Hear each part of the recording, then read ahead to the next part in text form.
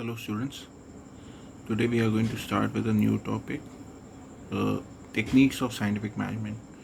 Now in the previous topic we have talked about the principles of scientific management. Today we are going to talk about techniques of scientific management. Now the first technique, that is functional foremanship. Now foremanship word हम लोगों ने पहले भी पढ़ा है. That is the last level of management. Foremanship जो क्या और कह सकते हैं हम सुपरवाइजर्स, जो काम देखते हैं, जो ये देखते हैं कि लेबर्स बेहतर तरीके से काम कर रहे हैं कि नहीं कर रहे हैं.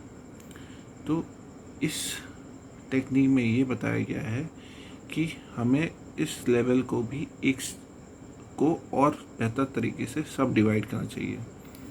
मीन्स हर एक सुपरवाइज़र सारे काम नहीं कर सकता. फॉर एग्ज़ाम्पल हम लोग मैकडॉनल्ड्स का ले लें, जो पहले बताया था कि अगर मैं एक वर्कर से कह देता हूँ कि अगर वो जाके फ्रेंच फ्राइज़ भी बनाए, बर्गर भी बनाए, उसको पैकेजिंग भी करे, उसको सर्व भी करे, ऑर्डर भी रिसीव करे, तो वो नहीं कर सकता. अगर करेगा भी तो बहुत सारा टाइम लगेगा. तो टेलर क्या करता है, इस स्टेप को एक फर्दर अप स्टेप लेता है और वो कहता है कि वर्कर्स को हमें डिवाइड तो करना चाहिए बट उन्हें स्पेशलाइज करना चाहिए. मतलब वो एक चांस काम को में वो स्पेशलाइज हो ताकि वो समय कम ले. तो सिंगल पर्सन या सिंगल सुपरवाइज़र या वर्कर सारे काम नहीं कर सकता. तो उसने यहाँ पे 8 सुपरवाइज़र्स की बात करें. 8 सुपरवाइज़र्स इस डायग्राम में देखते हैं. मान लेते हैं कि एक फैक्ट्री मैनेजर है. उस मैनेजर के अंदर 2 सब हेड आएंगे, that is the planning incharge and production incharge. उस प्लानिंग इंचार्ज के अंदर 4 फोरमैन आएंगे जिनका नाम काम होगा. प्लानिंग इंचार्ज के अंदर 4 फोरमैन आएंगे, that is instruction card clerk, route clerk, time and cost clerk and disciplinarian. और प्रोडक्शन इंचार्ज के अंदर 4 फोरमैन आएंगे, speed boss, gang boss, repair boss और इंस्पेक्टर. और ये सारे लोग क्या करेंगे, वर्कमैन. ये सब क्या होंगे, वर्कमैन होंगे. तो इन 8 फोरमैन को सुपरवाइज किया, एडवोकेट किया कि इन्हें अपॉइंट करना चाहिए ताकि काम बेहतर तरीके से हो और सब अपने अपने चीज़ों में स्पेशलाइज हो. अब ये 8 फोरमैन का फंक्शंस क्या होंगे. तो पहला जो है हमारा रूट क्लर्क. रूट क्लर्क का काम क्या होगा, वो स्पेसिफाई करेगा कि प्रोडक्शन का रूट क्या होना चाहिए. जैसे तुम लोगों ने शायद डिस्कवरी में देखा होगा कि बहुत सारे एलिवेटर्स चलते हैं, चीज़ें कहाँ से स्टार्ट होती हैं, कहाँ पे ख़त्म होंगी का एक प्रॉपर डायरेक्शन होता है, एक प्रॉपर मेथड होता है. तो ये डायरेक्शन और ये मेथड कौन डिसाइड करता है, ये रूट क्लर्क डिसाइड करता है. इंस्ट्रक्शन कार्ड क्लर्क का काम क्या होता है कि वो वर्कर को हर दिन का इंस्ट्रक्शन देगा कि उसे क्या काम करना है, कैसे काम करना है. ठीक है. टाइम एंड कॉस्ट क्लर्क का होगा ये देखना कि टाइम कम से कम लगे और कॉस्ट शीट्स जो रॉ मटेरियल्स हैं उनको बेहतर तरीके से यूटिलाइजेशन हो. डिसिप्लिनरियन ये देखेगा कि प्रोडक्शन डिपार्टमेंट में या प्लानिंग डिपार्टमेंट में भी डिसिप्लिन मेंटेन हो, सारे अमंग द वर्कर्स, और चीज़ें बेहतर तरीके से चल रही हों. स्पीड बॉस टाइम चेक करेगा, ही विल सी कि कितने समय में काम कंप्लीट हो सकता है और उतने समय में काम कंप्लीट हो रहा है कि नहीं हो रहा. अगर काम कंप्लीट नहीं हो रहा है तो क्यों नहीं हो रहा है. ठीक है. फिर तुम्हारा गैंग बॉक्स का काम ये होता है कि टूल्स, मशीनरी सब अपने एक प्रिस्क्राइब जगह पे हो. कि जैसे फॉर एग्जांपल आज जब काम ख़त्म हो तो टूल्स बेहतर तरीके से वापस अपनी जगह पे रख दिए जाएं ताकि कल नेक्स्ट डे जब मॉर्निंग में वर्कर्स आए तो उन्हें टूल्स ढूंढना ना पड़े.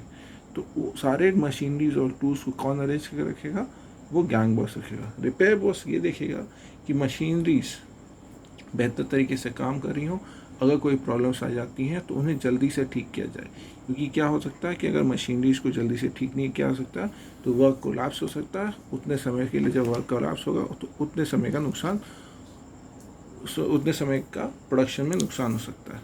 और इंस्पेक्टर ये देखेगा कि सारे प्रोडक्शन की क्वालिटी मेंटेन हो रही हो, चीज़ें बेहतर तरीके से जो भी प्रोडक्शन हो रहा है वो एक बेहतर क्वालिटी का हो, एक बेहतर स्टैंडर्ड मेंटेन रहे.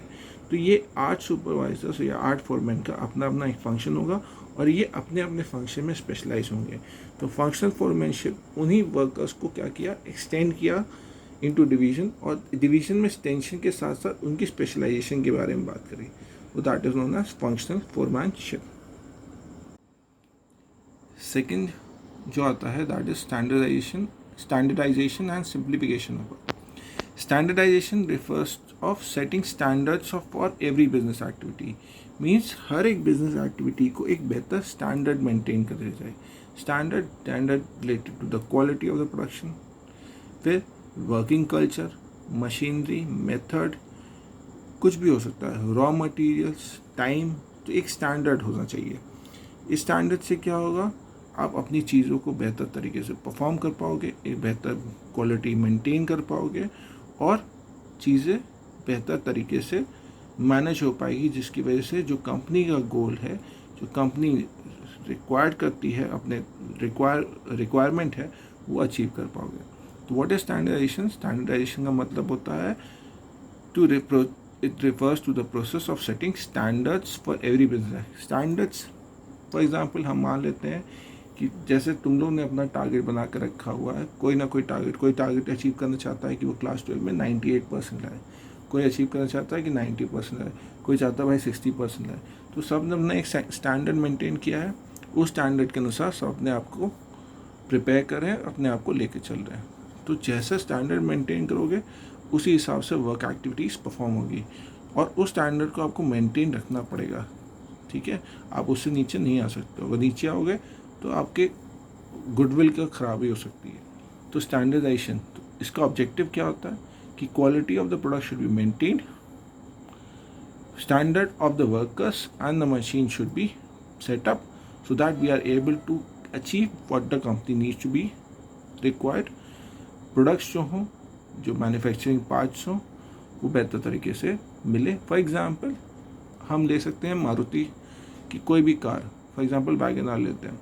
वैगन आर के डिफरेंट वेरिएशन ऑफ कलर्स आते हैं, बट अगर सारी वैगन आर्स के डिफरेंट कलर्स को एक साथ खड़ी करते हैं तो सब एक जैसी लगेंगी, क्योंकि उनका स्टैंडर्ड, उनका प्रोडक्शन सेम है, सिर्फ क्या चेंज हुआ, कलर्स चेंज हुए।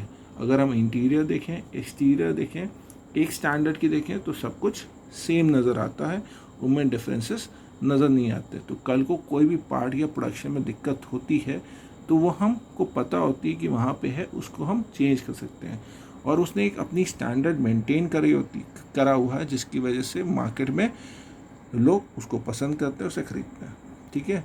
तो जो टारगेट कंपनी सेटअप करी हुई है उस वैसी गाड़ियों के लिए, वो कंपनी वो गाड़ियाँ उस टारगेट अचीव कर लेती हैं, और उससे कंपनीज का फ़ायदा होता है। तो that is known as standardisation.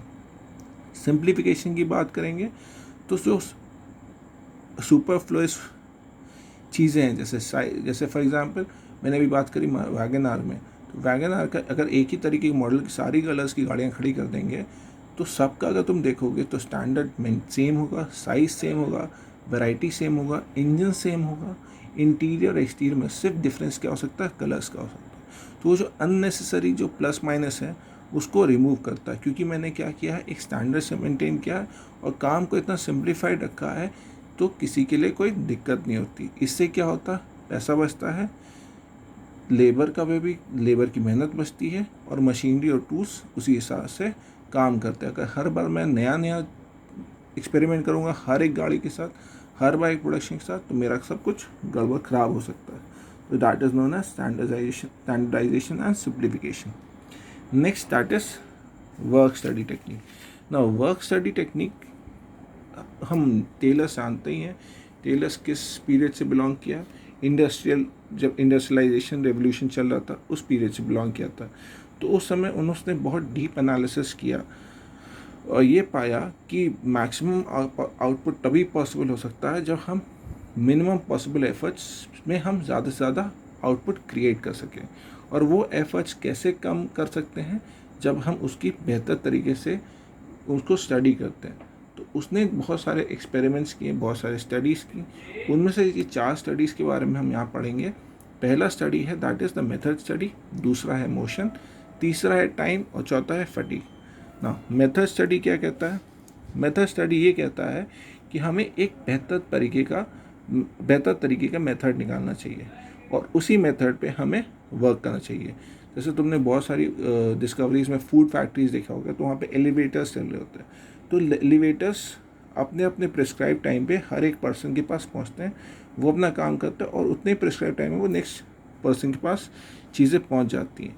तो क्या है, फाइंड आउट ये बेस्ट टाइम बेस्ट मेथड निकाल के रखा, उसी बेस्ट मेथड से लोग काम कर रहे हैं। इससे क्या होता है, कॉस्ट ऑफ प्रोडक्शन कम होता है, बेहतर क्वालिटी मिलती है और कस्टमर सेटिस्फाई करता है।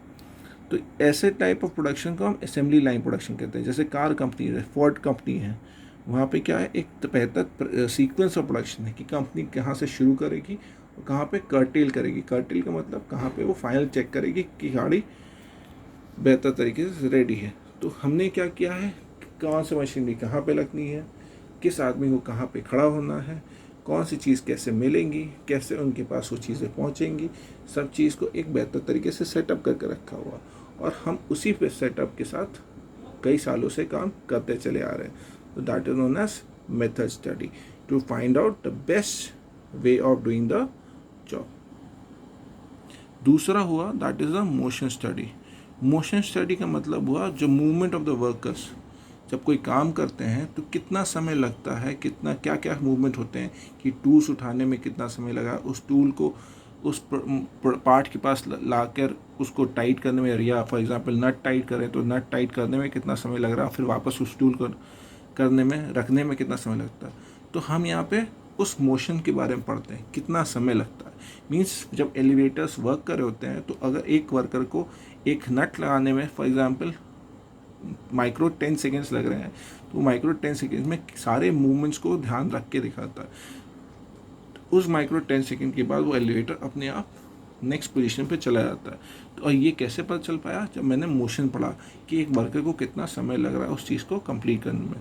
तो जनरली 3 तरीके के मूवमेंट्स होते हैं, प्रोडक्टिव होते हैं, अनप्रोडक्टिव होते हैं और इंसिडेंटल। इंसिडेंटल माने कोई एक्सीडेंट हो गया या कोई दिक्कत हो गई तो वो बात अलग है। इसका ऑब्जेक्टिव क्या होता है कि जो अननेसेसरी मूवमेंट्स है, कि भाई अगर वो 10 सेकेंड, अगर वो एलिवेटर्स टाइमली ना चल रहे होते तो भाई आदमी अपने हिसाब से चलाता, वो 10 माइक्रो 10 सेकेंड की जगह वो 1 मिनट ले सकता था। तो अननेसेसरी मूवमेंट करता, इधर उधर जाता, कहता 1 मिनट है, 10 सेकेंड का काम है, वो 1 मिनट बाकी 50 सेकेंड्स वो कहीं भी मूव कर सकता था। तो अननेसेसरी जो मूवमेंट्स है वो एलिमिनेट हो जाएंगे। उस 10 सेकेंड 1 मिनट में जो काम हो रहा है वो 10 सेकेंड में काम होगा। तो 6 बार वो नट टाइट कर लेगा रादर देन 1 बार की जगह। ठीक है, तो आपने क्या किया, स्टेप्स को कम कर दिया, आपने कम समय में ज़्यादा से ज़्यादा कम किया। तो इस चीज़ को हम कैसे पढ़ सकते हैं, कैसे फाइंड आउट करते हैं, स्टॉप वॉच देखते हैं, फिर डिफरेंट सिम्बल्स का इस्तेमाल करते हैं, डिफरेंट कलर्स का इस्तेमाल करते हैं तो उन मोशंस को पढ़ने के लिए, और बेहतर इक्विपमेंट, बेहतर टूल क्रिएट कर सकते हैं ताकि कम समय में हम ज़्यादा काम करा सकें। तीसरा हुआ टाइम स्टडी। टाइम स्टडी मतलब किसी भी चीज़ को करने में कितना समय लगा और उस चीज़ का स्टैंडर्ड टाइम। फॉर एग्ज़ाम्पल मैंने एक पेन को बनाने, 100 पेन बनाने में हमें 3 घंटे लगते हैं, तो एक स्टैंडर्ड टाइम कंप्लीट कर दिया। या आज एक दिन में एक वर्कर को 200 पेन बना सकता है, एक वर्कर बना सकता है, तो एक स्टैंडर्ड टाइम क्रिएट करके रख दिया। अब उससे ज़्यादा बनाएगा तो उसके लिए मेरे को क्या आसानी हो जाएगी, मुझे फाइन ये पता लगे हाँ भाई ये काम अच्छा से कर रहा है, एफिशिएंट कर रहा है, तो इसको मैं इंसेंटिव दूँ। और अगर वो 200 से कम पेन बना रहा है तो भाई कहाँ पे ड्रॉबैक है, क्या गलती है, अगर वो सही समय सही तरीके से काम नहीं कर रहा तो क्यों नहीं कर पा रहा, तो मैं ये डिटरमाइन कर पाऊँगा। तो एक स्टैंडर्ड टाइम क्रिएट करना, एक स्टैंडर्ड पोजीशन क्रिएट करना, और फिर मेजर करना कि कितना समय लगता है किसी चीज़ को करने में, और वर्कर्स को टारगेट दे देना ताकि वर्कर्स उस टारगेट पर अपना काम अचीव कर सकें। अगर ज़्यादा करें तो वो ज़्यादा एफिशिएंटली हो जाते हैं और उन कामों को बेहतर तरीके से कर पाएंगे, तो उनके लिए उसको बेहतर इंसेंटिव्स क्रिएट हो सकता है। तो मैं क्या कर सकता हूँ, उनके वर्क काम के अनुसार उनका सैलरी या उनके वेजेस को डिटरमाइन कर सकता हूँ। फटीक, फिर चौथा हुआ फटीक स्टडी। फटीक स्टडी का मतलब होता है कि बहुत सारे रेस्ट इंटरवल्स होते हैं। अब कोई आदमी अगर 8 घंटे की शिफ्ट है तो कोई 8 घंटा तो लगातार काम नहीं करेगा, उसको रेस्ट चाहिए होता है, क्योंकि अगर 8 घंटे काम कोई करेगा तो क्या हो सकता है, काम खराब हो सकता है, क्योंकि at the end of day we are a human being and we can not do the work continuously, we are not a machine. तो काम कितना रेस्ट की ज़रूरत रिक्वायरमेंट है, तुमने देखा होगा ऑफिस में लोग 1 घंटे काम करते हैं, उसके बाद टी ब्रेक करते हैं या फिर कॉफ़ी ब्रेक होता है, फिर उनका 1 घंटे का लंच होता है, फिर सेकेंड शिफ्ट में काम करते हैं तो उनका 10 मिनट का टी ब्रेक होता है, कुछ भी होता है। तो ये रेस्ट इंटरवल क्यों दिया जाता है? ताकि वर्क एफिशिएंसी बढ़े और काम कर रहे जो लोग हैं उनका स्टैमिना भी बढ़े और स्टैमिना बढ़े। अब और अननेसेसरी कोई रेस्ट ना ले। अगर अननेसेसरी रेस्ट लेगा तो वर्क रिड्यूस हो सकता है। तो अगर हम टाइमली एक डिसाइड कर देते हैं कि आपको इतना समय का रेस्ट मिलेगा, तो आप आदमी उतना ही रेस्ट लेता है, उससे ज़्यादा लेगा नहीं। और अननेसेसरी लेता है तो हम पता कर पाएंगे कि क्यों ले रहा है, किस रीज़न से ले रहा है। तो व्हाट आर द कॉजेज़? तो लॉन्ग वर्किंग आवर्स जब होते हैं तो उनको हम बेहतर कंडीशंस बना सकते हैं वर्कर्स के लिए, बेहतर रिलेशनशिप क्रिएट होते हैं with the bosses and the workers, और जो वर्किंग कंडीशन होता है उसे बेहतर कर सकते हैं। तो that is the fatigue study. तो ये 4 स्टडीज़ जो हमने पढ़ी हैं। Now the third technique that is the differential piece based system. Differential piece based system ये फाइंड आउट करता है एफिशिएंसी और इनएफिशिएंट वर्कर के बीच में। एफिशिएंट वर्कर कौन है और इनएफिशिएंट, जैसे मैंने अभी बता दिया, मैंने एक टारगेट दे दिया है कि एक दिन में लोग 200 पेन वर्कर बना सकता है। अब जो इंसान 200 पेन बना लेता है, इसका मतलब वो वर्कर एफिशिएंट है। अगर उसने 210 बना दिए तो he was working more efficient. Efficient तो है ही, साथ में एफिशिएंटली वर्क भी कर रहा है, जिसकी वजह से वो ज़्यादा बेहतर तरीके से काम कर रहा है। और अगर वो 200 से कम बना रहा है तो रीजंस क्या है, क्यों नहीं कर पा रहा है, क्या उसकी दिक्कतें हैं, वो मैं पता कर सकता। तो डिफरेंशियल सिस्टम क्या करता है, ये फाइंड आउट करने में मदद करता है कि वर्कर्स एफिशिएंट है कि इनएफिशिएंट है, और ये किसके बदौलत पड़ता है कि कितने एफर्ट्स मैनेजर्स और वर्कर्स एक साथ ले रहे हैं ताकि चीज़ें बेहतर ढंग से हो पा रही हैं और कंपनी अपना टारगेट अचीव कर पा रही है। That is the meaning of differential piece wage system.